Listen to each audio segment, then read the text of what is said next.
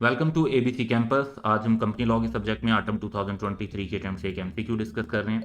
Question है कि the supply chain officer of Titanium Limited held a telephonic discussion with the chief operating officer of Aluminium Limited concerning a substantial dispute pertaining to the timely delivery and quality of material supplied by air. The SCO, who is supply chain officer, conveyed dissatisfaction with the response received during the conversation and plans to document the matter formally by sending a letter to AL। तो पहले उन्होंने telephonic discussion की है।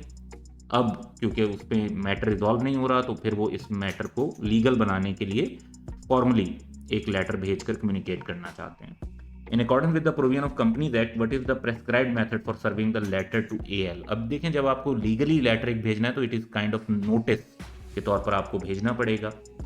इस पर companies act का relevant section 53 है कि कोई भी डॉक्यूमेंट या इंफॉर्मेशन जो कंपनी या उसके किसी ऑफिसर पर सर्व करनी हो तो वो रजिस्टर्ड ऑफिस पे सर्व करेंगे against an acknowledgement by post और सर्विस थ्रू इलेक्ट्रॉनिक मीन्स और in any other manner as may be specified. अच्छा, अब यहाँ पर ये देखें कि इसमें पहला है by sending the letter via email to ALCO official email address ensuring a read receipt is received. अच्छा, अब ये इलेक्ट्रॉनिक मीन्स में तो आ जाता है लेकिन ये कि ऑफिशियल ईमेल एड्रेस पर, बट ये कंप्लीट पॉइंट नहीं है।